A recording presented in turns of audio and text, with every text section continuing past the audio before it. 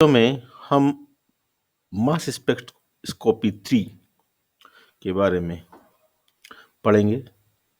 अभी तक हमने मास स्पेक्ट्रोस्कोपी के 2 वीडियो पहले बन चुके हैं, जिनमें हमने देखा कि मास स्पेक्ट्रम क्या होता है, parent ion, molecular ion peak क्या होती है, मैक्लैफ्टी रीअरेंजमेंट से कैसे बनता है, नाइट्रोजन रूल हमने पढ़ा।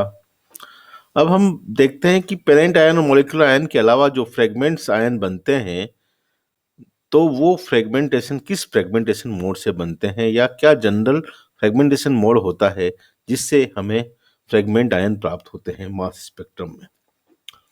तो जनरल फ्रेगमेंटेशन मोड में हम पढ़ेंगे the relative abundance of fragment ion form depend upon the stability of the ion and also the stability of radical lost.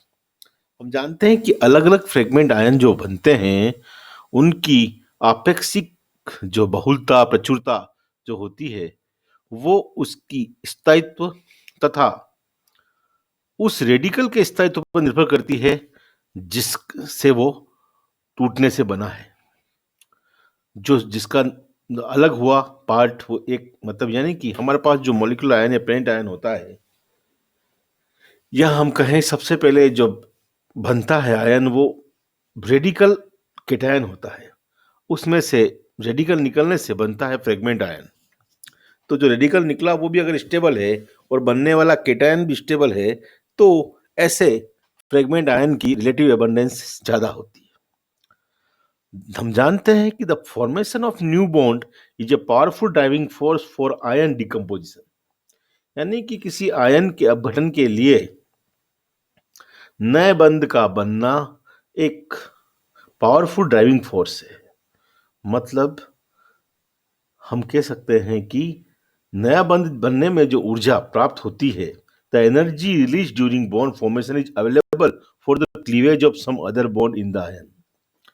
नए बंध बनने में जो ऊर्जा हमें प्राप्त होती है, उत्सर्जित होती है, वो अन्य बंध को तोड़ने के लिए उपलब्ध होती है। इसलिए कोई आयन अपघटित होगा या पुराना बंध टूटेगा, उसके लिए नए बंध बनने से कितनी ऊर्जा प्राप्त हो रही है, ये एक महत्वपूर्ण बात है।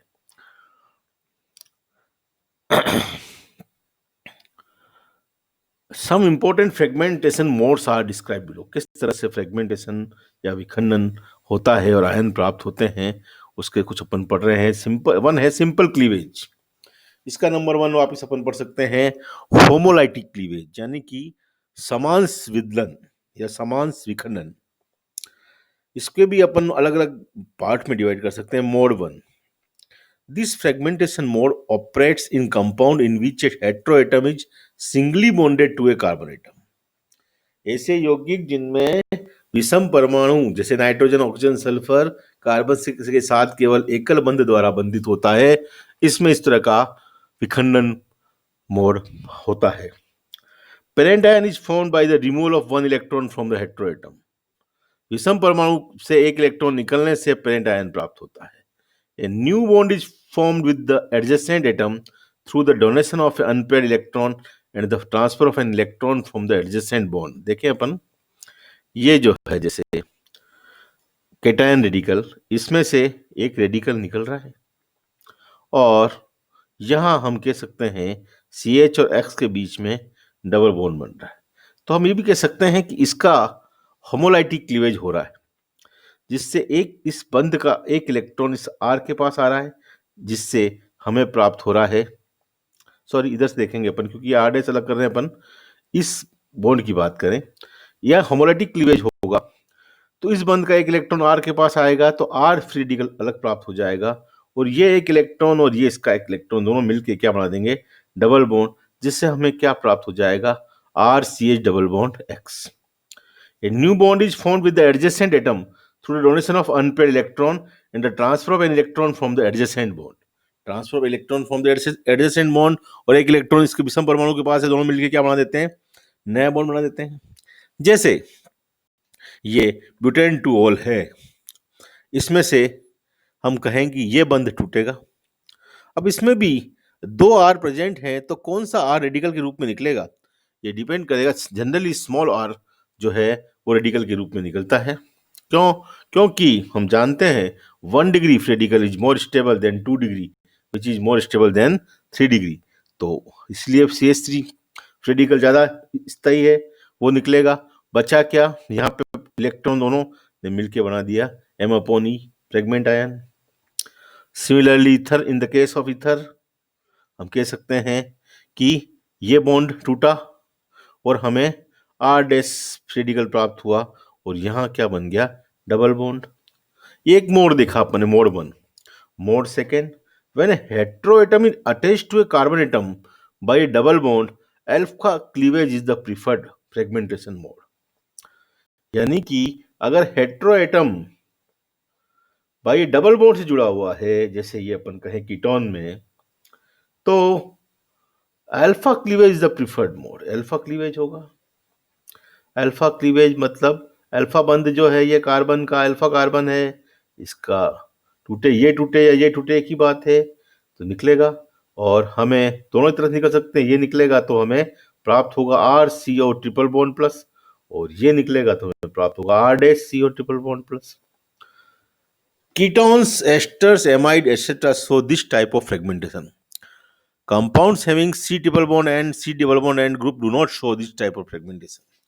भाई एल्डिहाइड, कीटोन, एस्टर, एमाइड तो इस प्रकार का फ्रेगमेंटेशन मोड बताते हैं, लेकिन साइनाइड, थायो अल्कोहल, या हम कह सकते हैं C double bond S, iso thiocyanate group do not show this type of fragmentation. Electron donating group in H2OH reduce relative abundances of acylium ion, while electron withdrawing group like CnNO2 etc. increase the relative abundances of ion. तो electron withdrawing group जो है एसिलियम ion की evidence को increase करते हैं, जबकि electron donating group elective evidence को एसिलियम ion की कम करते हैं. Mode third, benzylic cleavage is an energetically preferred fragmentation mode.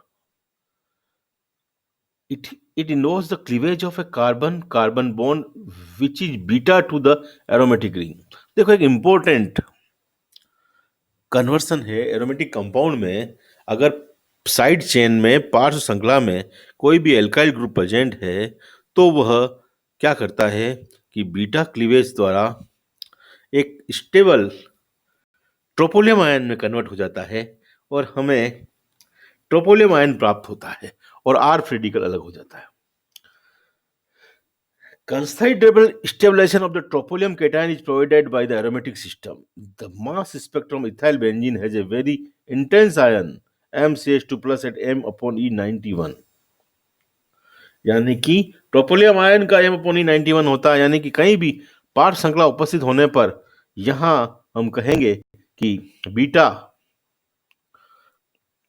Cleavage होता है, और हमें ये CH2 रिंग में आकर हमें ट्रोपोलियम आयन प्राप्त हो देता है. तो इस प्रकार अगर benzene, methyl benzene, toluene, ethyl benzene, propyl benzene, ये सब अगर फ्रेगमेंटेशन मोड प्रदर्शित करेंगे तो इसमें ट्रोपोलियम आयन होगा, और उसकी इंटेंस पीक होगी M/E91 पे. हेट्रोसाइक्लिक, अभी तक अपन ने पढ़ा होमोलाइटिक क्लीवेज, अब हम पढ़ेंगे विस्मांस-विदलन. It may be noted that the cleavage of CX bond X equal to O and SL is more difficult than that of CC bond.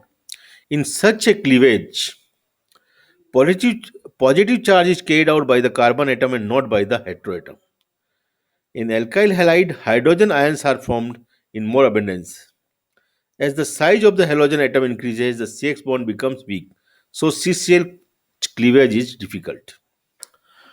In either, the cleavage of CO bond lead to the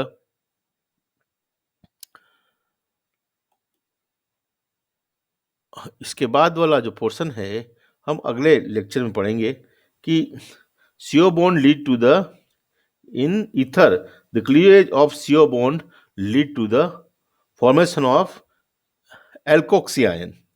small alkoxy ion बनेगा या बड़ा alkoxy ion बनेगा, इसको भी हम describe करेंगे अगले lecture में, क्योंकि ये हमें यहाँ